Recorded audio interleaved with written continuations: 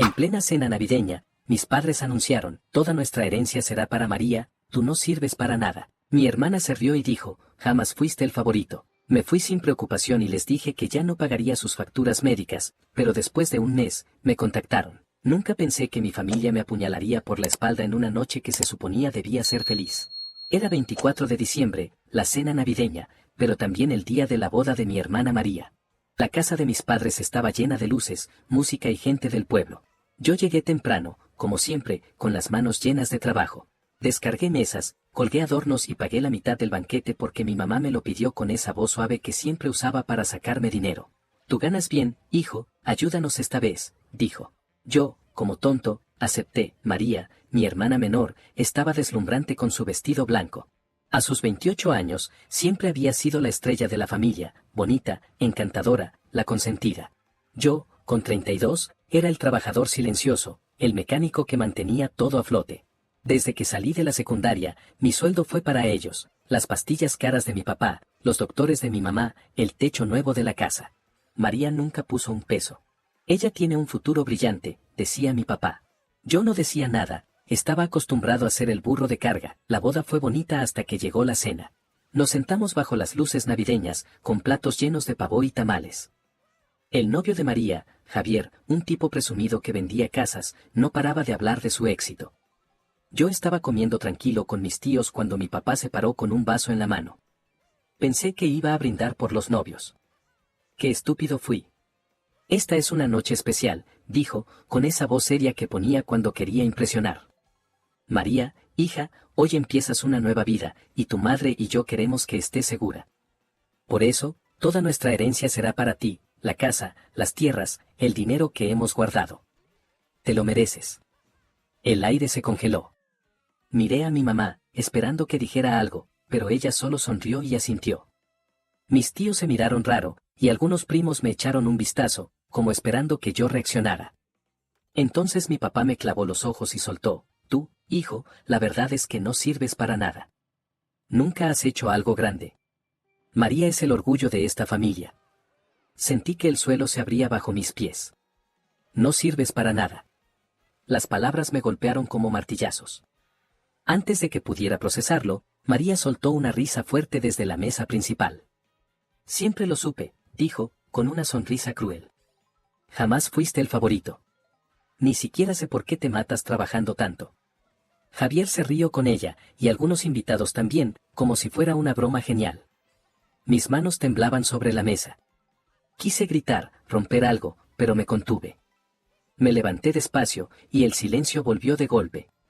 Caminé hacia mis padres, que estaban sentados con cara de satisfacción, y les dije, si no sirvo para nada, entonces no esperen que siga pagando sus cuentas. Ni las médicas ni nada. Que María se haga cargo. Mi mamá abrió la boca, pero no la dejé hablar. Agarré mi chamarra y salí. Alguien gritó mi nombre, creo que mi tía Rosa, pero no volteé. Subí a mi camioneta y manejé a mi departamento, un lugar pequeño pero mío. Esa noche no dormí. Me quedé pensando en todo lo que había dado por ellos, años de sueldo, fines de semana arreglando su casa, noches preocupado por sus deudas. Y ahora me trataban como basura. Los días siguientes fueron un borrón. No contesté sus llamadas. María me mandó un mensaje el 26, qué exagerado eres, siempre haciendo drama. Lo borré sin responder. Mis padres no insistieron mucho, supongo que estaban ocupados con la nueva vida de María. Yo me metí en mi trabajo, en mi taller, en mis clientes. Por primera vez, no sentí el peso de tener que salvarlos. Pasó un mes. Era finales de enero, y estaba en el taller cambiando una llanta cuando mi celular sonó. Era un número desconocido. Contesté por curiosidad, y la voz de mi mamá salió del otro lado, temblorosa. Hijo, soy yo. Necesitamos hablar. Es urgente. ¿Qué pasa?, pregunté, frío. Es tu papá, dijo. Está muy enfermo. Necesita una operación cara, y no tenemos el dinero. Por favor, hijo, ayúdanos. Apreté el teléfono con fuerza. Después de humillarme, después de darme la espalda, ahora venían a mendigar. ¿Y María?, pregunté. ¿Por qué no paga ella con su herencia? Silencio.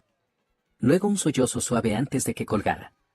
Me quedé ahí, con el ruido del taller de fondo, y una idea empezó a crecer en mi cabeza. No iba a ayudarlos. No esta vez. Pero tampoco iba a quedarme de brazos cruzados. Si me querían fuera de sus vidas, les iba a dar una lección que nunca olvidarían. Esa llamada de mi mamá me dejó con un sabor amargo en la boca, pero también con algo más, una chispa de furia que no se apagaba. Durante días, no podía sacarme de la cabeza sus palabras temblorosas pidiéndome ayuda, como si nada hubiera pasado en la boda. ¿Ayúdanos, hijo? Después de todo lo que dijeron, después de darme la espalda y reírse en mi cara, ahora venían a mí con la mano extendida. No. Esta vez no iba a ser su salvavidas. Esta vez, iba a hacer que pagaran. Los primeros días después de la llamada, me mantuve ocupado en el taller. Cambiaba llantas, arreglaba motores, hablaba con clientes como si todo estuviera bien. Pero por dentro, mi cabeza no paraba de dar vueltas. ¿Cómo podían tener el descaro de pedirme dinero después de darme la patada? ¿Y María, con su herencia, dónde estaba? Decidí averiguarlo. No soy de los que se quedan sentados esperando respuestas. Si quería saber qué pasaba, iba a buscarlas yo mismo. El sábado siguiente, manejé al pueblo. No fui directo a la casa de mis padres, no quería verlos todavía. En lugar de eso, paré en el mercado, donde siempre hay chismes frescos. Me senté en la fonda de Doña Lupe, una señora que sabe todo de todos, y pedí un café. Mientras me lo servía, dejé caer una pregunta casual: ¿qué tal la vida de casados de María y Javier? Los vi tan felices en la boda. Doña Lupe sonrió, pero sus ojos brillaron con ese brillo de quien tiene algo jugoso que contar. Ay, mijo, felices sí, pero gastando como si fueran millonarios. Dicen que se compraron una casa grandota en las afueras, de esas con jardín y piscina. La gente no para de hablar de eso, porque nadie sabe de dónde sacaron tanto dinero tan rápido. Me quedé callado, tomando un sorbo de café. ¿Y mis papás? ¿Cómo están ellos?, pregunté, como si no me importara mucho. Ahí cambia la cosa, dijo Doña Lupe, bajando la voz. Tu papá está mal, dicen que necesita una operación del corazón. Tu mamá anda pidiéndole prestado a medio mundo, pero nadie quiere soltar un peso. Dicen que están bien fregados con deudas del hospital. Salí de la fonda con la cabeza hirviendo. María y Javier nadando en lujo mientras mis padres se ahogaban en problemas. ¿Y la herencia? ¿No se suponía que era para asegurar el futuro de María? Algo no cuadraba.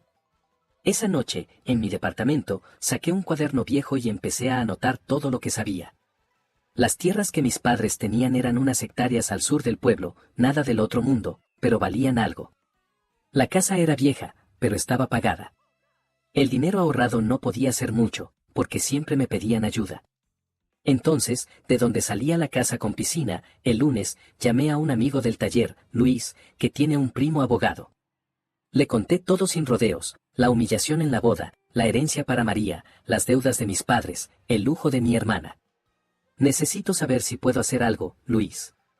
No quiero el dinero por codicia, pero no voy a dejar que me sigan pisoteando.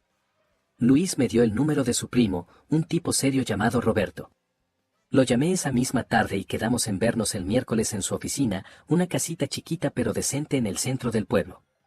Cuando llegué, Roberto me recibió con un apretón de manos firme y me pidió que le contara todo desde el principio. Hablé por casi una hora, y él tomaba notas sin interrumpirme. Cuando terminé, puso el lápiz sobre la mesa y me miró. Lo primero que necesitamos es ver los papeles de las tierras y la casa, dijo. Si tus padres te usaron como banco todos estos años, hay una chance de que parte de esa herencia tenga tu sudor encima. Si demostramos que tu dinero mantuvo esas propiedades, podrías reclamar algo legalmente. Pero va a ser un lío, te lo advierto. No me importa el lío, respondí. Quiero que sientan lo que yo sentí. Roberto asintió. Entonces empecemos. Necesito que me traigas cualquier recibo, transferencia, comprobante de pagos que hayas hecho por ellos. Facturas médicas, arreglos de la casa, lo que tengas. Vamos a armar un caso. Pasé los siguientes días revolviendo mi departamento como loco. Encontré un montón de cosas: recibos de farmacias de hace 5 años, comprobantes de depósitos que les hice para el tejado.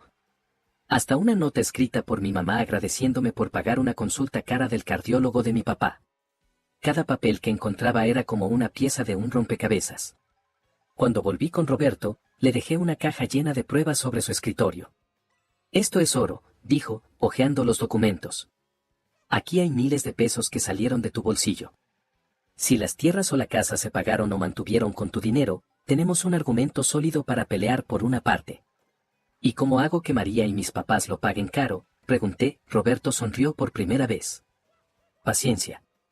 Primero, reclamamos lo que es tuyo. Luego, cuando se den cuenta de que están perdiendo, van a empezar a sudar. Si quieres que sufran, deja que el pueblo hable. La gente odia a los ingratos. Esa idea me gustó. El pueblo era pequeño, y los chismes corrían como fuego. Si lograba que todos supieran cómo mi familia me usó y me tiró a la basura, María y mis padres no iban a poder caminar con la cabeza en alto. Pero no iba a ser solo chisme. Quería que perdieran algo real, algo que les doliera. Días después, Roberto me llamó. Encontré algo interesante, dijo. Las tierras que tus padres le dieron a María tienen una deuda vieja con el banco. No es mucho, pero nunca se terminó de pagar. Y adivina quién puso dinero para evitar que las embargaran hace 3 años. Yo, pregunté, aunque ya lo sospechaba. Tú, confirmó. Hiciste un depósito grande en el 2022, según uno de los recibos que me diste. Eso nos da una entrada. Podemos argumentar que esas tierras no eran completamente de tus padres para darlas, porque tú las salvaste. Sentí un calor en el pecho, no de felicidad, sino de algo más oscuro. Estaba empezando a ver el camino. Entonces, ¿qué hacemos ahora?, pregunté. Vamos a mandar una notificación legal a tus padres y a María, dijo Roberto. Les diremos que estás reclamando tu parte por todo lo que aportaste. No te preocupes, lo haremos sonar serio, con fechas y números. Cuando les llegue, van a entrar en pánico. Perfecto, dije. Que empiece el juego. Esa noche, me senté en mi departamento con una cerveza en la mano, mirando el cuaderno donde había anotado mi plan. Paso 1, recuperar lo que era mío. Paso 2, hacer que el pueblo supiera la verdad. Paso 3, verlos caer. No quería solo dinero, quería que María, Javier y mis padres sintieran el mismo vacío que yo sentí en esa boda. Que se quedaran solos, señalados, sin nada. Unos días después, Roberto me mandó una copia de la notificación.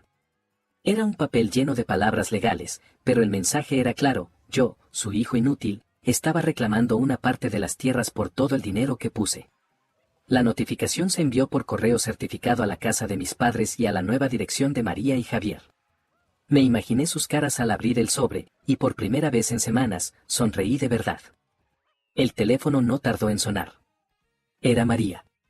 Contesté, pero no dije nada. ¿Qué demonios te pasa?, gritó al otro lado. ¿Crees que puedes venir a quitarnos lo que es nuestro? Eres un envidioso. Tuyo, respondí, tranquilo. Vamos a ver qué dice el juez. Porque yo puse más en esas tierras que tú en toda tu vida. Colgó furiosa, pero su voz temblaba. Sabía que estaba asustada. Luego llamó mi mamá, llorando. Hijo, ¿por qué nos haces esto? Somos tu familia. Ustedes me enseñaron que no valgo nada, dije. Ahora solo estoy siguiendo sus reglas. Colgué sin esperar respuesta. El juego estaba en marcha, y esta vez, yo tenía el control. La notificación legal fue como tirar una bomba en medio de la casa de mis padres. Sabía que iba a causar caos, pero no imaginé cuánto. Los días después de enviarla fueron un torbellino de gritos, llamadas y rumores que se esparcieron por el pueblo como gasolina en un incendio. Mi plan estaba en marcha, y esta vez no iba a dar marcha atrás. Quería que María, Javier y mis padres sintieran el peso de lo que me hicieron, no solo con palabras, sino con hechos. El primer golpe vino rápido. 2 días después de que María me llamó furiosa, mi teléfono volvió a sonar. Era mi papá. Su voz estaba ronca, como si no hubiera dormido, y por primera vez en años, no sonaba autoritario. ¿Qué estás haciendo, hijo?, dijo, casi susurrando. Nos llegó un papel del abogado diciendo que quieres quitarnos las tierras. Esto es una locura. Somos tu familia. No me digas, familia, ahora, respondí, frío. Ustedes me sacaron de ella en la boda, ¿te acuerdas? Dijiste que no sirvo para nada. Bueno, ahora estoy demostrando que sí sirvo, pero no para ayudarlos. Es un malentendido, gritó. Todo esto es por María, para que tenga algo seguro. No queríamos hacerte daño. Demasiado tarde, dije. Hablen con mi abogado si quieren arreglarlo. Colgué y apagué el teléfono. No quería escuchar más excusas. Ya había tomado mi decisión, iba a recuperar lo que era mío y, de paso, hacer que pagaran por cada palabra que me clavaron en la cena navideña. Roberto, mi abogado, me había dicho que teníamos un caso sólido. Los recibos y depósitos que les di mostraban que yo había puesto miles de pesos en esas tierras y en la casa. Si mis padres querían pelear, que lo hicieran en la corte. El viernes de esa semana, quedé con Roberto en su oficina. Llegué con una coca en la mano, tratando de mantener la calma, pero por dentro estaba ansioso. Me recibió con una sonrisa y un montón de papeles sobre el escritorio. Ya empezaron a moverse, dijo, señalando los documentos. María y Javier contrataron a un abogado, un tipo barato del pueblo vecino. Mandaron una respuesta diciendo que las tierras son de ellos porque tus padres se las dieron legalmente. Pero no tienen cómo explicar el dinero que tú pusiste. Eso nos da ventaja. Entonces, ¿qué sigue?, pregunté. Presentamos todo al juez, dijo Roberto. Los recibos, las pruebas de las deudas que pagaste, los depósitos al banco para salvar las tierras. Vamos a pedir que se reconozca que tienes derecho a una parte, y si no quieren negociar, que se dividan o se vendan. Tus papás y María van a tener que responder en una audiencia. ¿Y cuánto tiempo va a tomar?, dije, porque quería que esto avanzara rápido. Unos meses, respondió. Pero podemos apretarlos antes.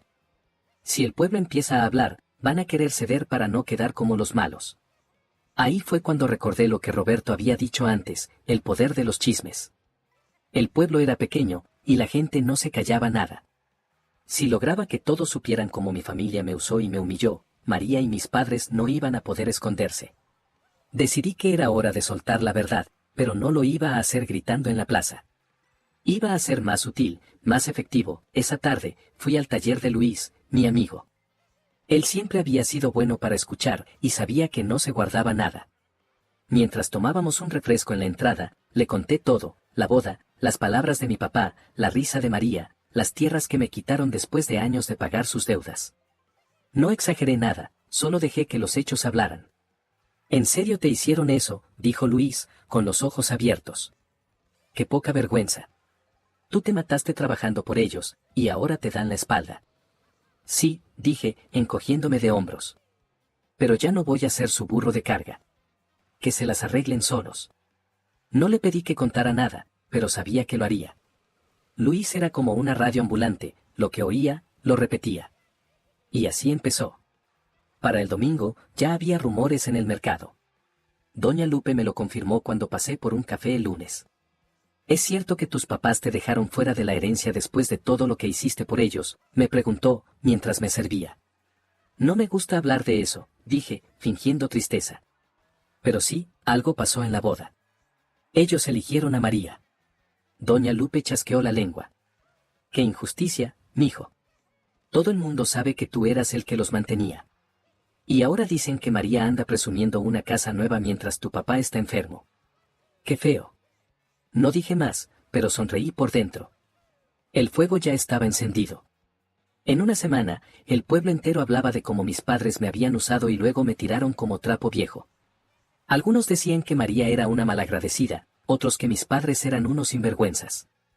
Hasta Javier empezó a perder clientes en su negocio de casas, porque la gente no quería tratar con alguien tan desleal. Mientras tanto, Roberto me llamó con noticias. El juez aceptó revisar el caso, dijo. Hay una audiencia en 3 semanas. Tus papás y María tienen que presentarse con pruebas de que las tierras son suyas sin tu ayuda. Si no pueden, estamos en buena posición. ¿Y si pelean?, pregunté. Que peleen, dijo Roberto. Tenemos más pruebas que ellos.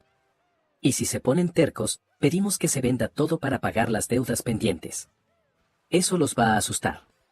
La idea de vender las tierras me gustó. No solo recuperaría algo de lo que puse, sino que dejaría a María sin su herencia y a mis padres sin nada que ofrecerle. Pero no quería parar ahí.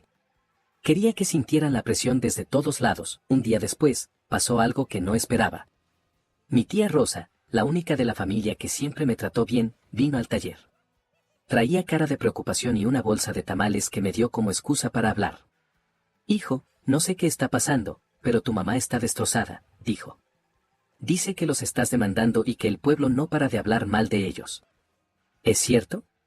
Es cierto, dije, sin rodeos. Me humillaron, tía. Me usaron por años y luego me echaron como si no valiera nada. Ahora que no tienen mi dinero, vienen a llorarme. Rosa suspiró.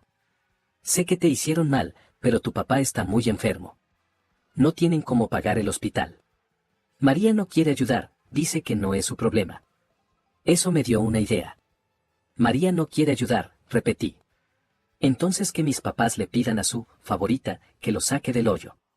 Rosa no dijo nada más, pero vi en su cara que entendía mi punto. Se fue con los hombros caídos, y yo me quedé pensando. Si María no estaba ayudando, mis padres estaban solos. Perfecto. Era hora de apretar más. Esa noche, fui a un bar del pueblo donde sabía que había conocidos de Javier. Me senté con un par de cervezas y dejé caer comentarios sueltos, como María y Javier vivían como reyes mientras mis padres se hundían, como yo había pagado todo por años solo para que me dieran la espalda. No tardó en correr la voz. Al día siguiente, Luis me dijo que Javier había tenido una discusión fuerte con un cliente que lo llamó aprovechado. La audiencia llegó más rápido de lo que esperaba. Ese día, me puse una camisa decente y manejé con Roberto al juzgado. Cuando llegamos, vi a mis padres y a María en el pasillo. Mi papá estaba flaco, con ojeras, y mi mamá no paraba de secarse los ojos. María estaba al lado de Javier, los dos con cara de enojo. No me miraron, pero yo sí los vi. No sentí lástima, solo satisfacción. Dentro, el juez escuchó a Roberto explicar cómo mi dinero había mantenido las tierras y la casa. Mostró los recibos, los depósitos, todo. El abogado de María y Javier intentó decir que yo no tenía derecho porque las tierras eran de mis padres, pero no pudo explicar por qué yo había pagado las deudas. El juez frunció el ceño y dijo que necesitaba tiempo para decidir, pero ordenó que nadie tocara las tierras hasta entonces. Salí del juzgado con Roberto, que me dio una palmada en la espalda. Esto pinta bien, dijo. Están nerviosos. Si el juez falla a tu favor, van a perder mucho. Esa noche, el teléfono sonó otra vez. Era María, gritando como loca. Y vas a arruinar todo, imbécil. ¿Crees que te vas a salir con la tuya? Te vamos a hundir. Inténtenlo, dije, tranquilo. Pero primero explíquenle al juez de dónde salió su casa nueva mientras mis papás no tienen ni para comer. Colgó, pero supe que el miedo ya estaba dentro de ella. El pueblo hablaba, el juez dudaba, y mi familia se tambaleaba. Mi venganza estaba funcionando. Las semanas después de la audiencia fueron como ver un castillo de naipes derrumbarse en cámara lenta. Mi familia había construido su mundo sobre mentiras y promesas vacías, y yo, con la ayuda de Roberto y un poco de paciencia, lo estaba tirando todo abajo. No iba a mentir, cada noticia que me llegaba, cada rumor que escuchaba, me hacía sentir una satisfacción que no había sentido en años. No era felicidad pura, era algo más oscuro, pero también liberador. Ellos me habían humillado, y ahora les tocaba a ellos probar su propia medicina. El juez no tardó mucho en dar su fallo. 2 semanas después de la audiencia, Roberto me llamó una mañana mientras estaba en el taller, cambiando el aceite de un coche. Su voz sonaba tranquila, pero había un toque de victoria en ella. Tenemos el veredicto, dijo. El juez revisó todo, tus recibos, los depósitos, las deudas que pagaste. Falló a tu favor. Las tierras no eran completamente de tus padres para darlas, porque tu dinero las mantuvo a flote. Te reconocen derecho a una parte, y como nadie puede pagar las deudas pendientes, ordenó que se vendan para saldarlas. Te toca un porcentaje de lo que salga. ¿Y ellos qué?, pregunté, limpiándome las manos con un trapo. Se quedan con lo que sobre, si es que sobra algo, dijo Roberto. Pero hay más. El banco ya estaba detrás de las tierras por esa deuda vieja. Si no pagan pronto, se las quitan. Y la casa también está en riesgo, porque tus papás pidieron un préstamo hace meses y no han pagado ni un peso. Sonreí, aunque no me viera. ¿Entonces se acabó? Casi, dijo. La venta se hace en un mes. Te aviso cuando tengas tu parte. Felicidades, hiciste que pagaran. Colgué y me quedé mirando el motor frente a mí. No sentí culpa, ni tristeza, solo una calma fría. Mi familia había apostado todo en María, pensando que yo iba a seguir siendo su cajero automático para siempre. Ahora, sin mi dinero y con las tierras en juego, estaban a punto de perderlo todo. El pueblo no tardó en enterarse. Para el fin de semana, la noticia estaba en boca de todos. Fui al mercado a comprar unas cosas, y doña Lupe me recibió con una mirada mezcla de asombro y respeto. ¿Es cierto que ganaste el caso, mijo?, preguntó, mientras me pasaba una bolsa de tortillas. Sí, dije, encogiéndome de hombros. Solo pedí lo que era justo. Justo y más, exclamó. Dicen que tus papás y María están desesperados. La gente no para de hablar de cómo te usaron y ahora están pagando el precio. Hasta Javier anda con la cola entre las patas, porque nadie quiere comprarle casas. No dije mucho, pero dejé que hablara. Cada palabra que salía de su boca era otro clavo en el ataúd de mi familia. Los rumores se volvieron una avalancha. María era una egoísta, mis padres unos ingratos, Javier un oportunista. Algunos hasta decían que yo era el héroe de la historia, el que se levantó después de ser pisoteado. No me importaba ser héroe, solo quería que ellos sintieran el vacío que me dejaron en la boda. Unos días después, vi el primer signo de su caída. Pasé por la casa de mis padres en mi camioneta, no para entrar, solo para mirar. Había un letrero del banco pegado en la puerta, propiedad en proceso de embargo. La pintura vieja de la fachada parecía más gastada que nunca, y las luces navideñas que habían quedado colgadas estaban rotas. Nadie salió a verme, pero supe que estaban adentro, atrapados en su propio desastre. Esa misma semana, Luis me contó algo que casi me hace reír. Fui a ver a un cliente cerca de la casa nueva de María y Javier, dijo. Hay un letrero de «Se vende» en el jardín. Parece que no pueden pagar la hipoteca. La piscina está vacía, y el césped está todo seco. ¡Qué bajón! No. Qué lástima, dije, pero mi voz no tenía ni una gota de pena. Ellos habían gastado la herencia como si fueran millonarios, y ahora que las tierras se iban, no tenían cómo sostener su vida de lujo. Todo se les estaba deshaciendo en las manos. La venta de las tierras se hizo un mes después, como dijo Roberto. Me llamó para darme los detalles. Las hectáreas se subastaron por un precio decente, suficiente para pagar las deudas del banco y dejar algo de sobra. Mi parte fue un cheque por casi 200,000 pesos. No era una fortuna, pero era más de lo que esperaba. Lo primero que hice fue guardarlo en el banco, no por codicia, sino porque tenía planes. No iba a gastarlo en tonterías, iba a usarlo para crecer, para dejar atrás el pasado. Mis padres no se quedaron con mucho. El banco se llevó la casa unos días después de la venta y tuvieron que mudarse a un cuartito rentado en el pueblo. María y Javier perdieron su mansión poco después y terminaron rentando un departamento chiquito en las afueras. El negocio de Javier se hundió porque nadie quería tratar con él. La herencia que tanto presumieron se esfumó, y con ella, su orgullo. Pensé que ahí acababa todo, pero no. Una tarde, mientras estaba en el taller revisando un motor, mi teléfono sonó. Era mi mamá. Dudé en contestar, pero al final lo hice. Hijo, dijo, con la voz quebrada. Por favor, ven a vernos. Necesitamos hablar. ¿Para qué?, pregunté, seco. Tu papá está peor, dijo. No tenemos dinero para sus medicinas. María no nos ayuda, y nosotros, no sabemos qué hacer. Te necesitamos. Sentí una punzada en el pecho, pero no era lástima, era rabia. ¿Y dónde estaba María cuando me echaron de la familia? ¿Dónde estabas tú cuando dijiste que no sirvo para nada? Nos equivocamos, sollozó. Perdónanos, hijo. Fuimos unos tontos. Por favor, no nos dejes así. Colgué sin decir más. Esa noche, María me mandó un mensaje: eres un maldito egoísta. Todo esto es tu culpa. Ojalá te pudras. Lo leí y lo borré. No valía la pena responder. Ellos habían cavado su propio hoyo, y yo no iba a sacarles la pala. Con el dinero de las tierras, hice algo que llevaba años soñando: compré un terreno cerca del taller y empecé a construir uno más grande. Contraté a 2 mecánicos nuevos, amplié el espacio, y en pocos meses, el negocio creció como nunca. Los clientes llegaban por montones, algunos porque habían oído mi historia y querían apoyarme, otros porque mi trabajo era bueno. Por primera vez, sentí que lo que hacía era para mí, no para alguien más. Un día, mi tía Rosa pasó por el taller. Traía esa misma bolsa de tamales y una sonrisa triste. Hiciste lo que tenías que hacer, hijo, dijo. No te culpo. Ellos se lo buscaron. ¿Cómo están?, pregunté, no porque quisiera saber, sino por curiosidad. Mal, dijo. Tu papá apenas sale de la cama, tu mamá trabaja limpiando casas para pagar la renta. María y Javier se pelean todo el tiempo, dicen que van a divorciarse.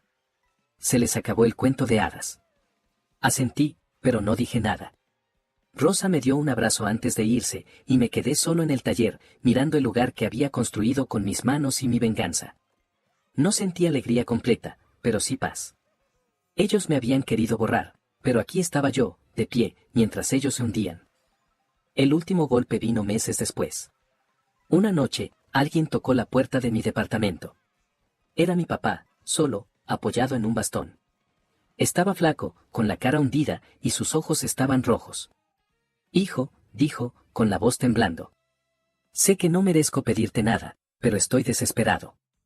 No tenemos nada. Te lo suplico, ayúdame. Lo miré por un rato, recordando la boda, sus palabras, la risa de María.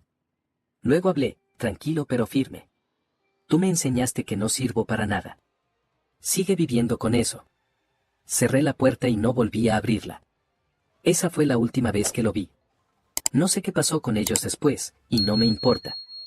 Vendí mi parte del pasado, construí mi futuro, y dejé que el pueblo terminara de enterrarlos en sus propios chismes. Mi venganza no fue solo tomar lo que era mío, fue verlos caer y caminar sin mirar atrás.